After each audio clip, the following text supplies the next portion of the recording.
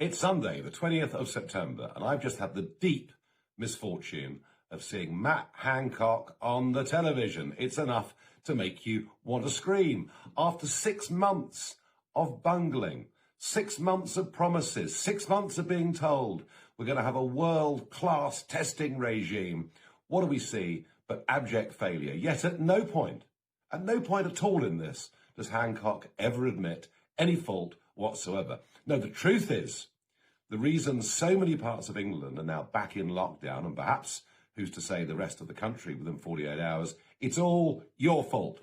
That's right, it's your fault. Not only have you behaved irresponsibly, but despite being encouraged to go and get tests, it's now your fault because too many of you have gone to get tests, and the whole thing collapsed last week. And now we learn from the Sunday papers that if you get a positive test and you leave your house, you'll be fined £1,000. Do it again, and you'll be fined £10,000. Now look, I don't want irresponsible behaviour, but £10,000, it seems pretty draconian. But here's the worst bit. Supposing somebody who's tested positive says they've spent some time with you, and you then get a phone call from our track and trace system. Now, of course, I know that's unlikely because hardly anybody ever gets rung by them because it doesn't work.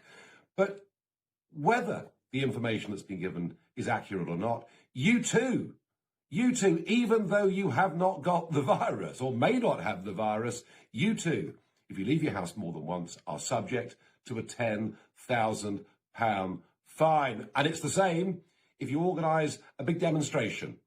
Again, you could be fined £10,000. Oh, but if you want to go and desecrate the cenotaph or vandalise Churchill's statue or topple statues and chuck them in the dock in Bristol, or even wear paramilitary uniforms and march through the streets of Brixton, well, that's fine, because you can pretty much guarantee that nothing will happen to you.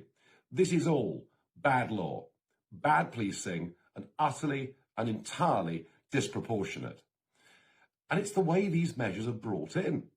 You know, it's Prefect Hancock and a small group in Number 10 that have decided this figure of £10,000. They have done it without any parliamentary debate or scrutiny whatsoever.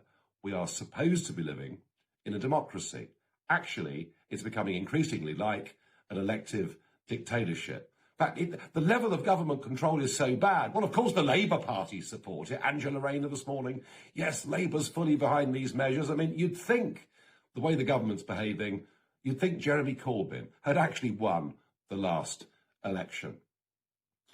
So we've opened up the country, we've sent people back to school, and now Baroness Dido Harding is surprised that the number of infections of people, the number needing to be tested, the number of people who've got sniffles, she's surprised the number is rising. Well, tell you what, it happens every single September when the kids go back to school. I would have thought it was absolutely obvious that this would happen, and yet they simply don't seem to understand.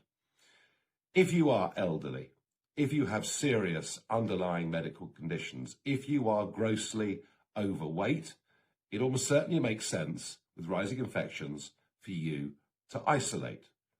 But it does not make sense for the whole of the country to isolate. And I think we're at a point now where the cure is becoming worse than the disease itself. Just think of all those tens of thousands of cancer diagnoses that haven't happened. The number of people with chronic heart conditions who simply haven't been treated. And goodness knows what the effect on millions of people is in terms of their mental health, their well-being, domestic violence, suicide. It really is a list as long as your arm. And now, of course, as we go back into effectively a second lockdown, the spectre of mass unemployment becomes all too real. I know people who've had this and have suffered from it, but equally, I know lots of people who've had it and have barely even known. It's barely registered until they've had the antibody test. And the absolute truth is, we have got to learn to live with this disease. Like everybody, I'd rather it hadn't escaped from China, but it did. We've got to learn to live with it. Another second national lockdown. It'll be England to start, but the others will follow. Another second national lockdown will be a complete and utter catastrophe. Now, Boris, we're told, is going to speak to the nation on Tuesday. We expect him to announce a circuit break. That is just number 10 spin for a second lockdown. So I think the time has come for us to say loudly and clearly no to a second lockdown. Question is, what can you do about it? Well, this government operates far more on followership than it does on leadership. It responds to public opinions. It responds to polls saying that what they do is unpopular. In fact, we've seen more U-turns from this government than I've ever seen in my life. And I think a lot of MPs out there, particularly Tory MPs, are beginning to get a bit twitchy. They can see that support for their government and confidence in the Prime Minister is slipping away very, very quickly. So don't think this is a waste of time. It's not. Lobby your MP and ask two things of them. Firstly, to stand up loudly this week in Westminster and to say we must not have a second national lockdown. And secondly, to insist that rule by ministerial decree comes to an end and we get back to being a functioning democracy.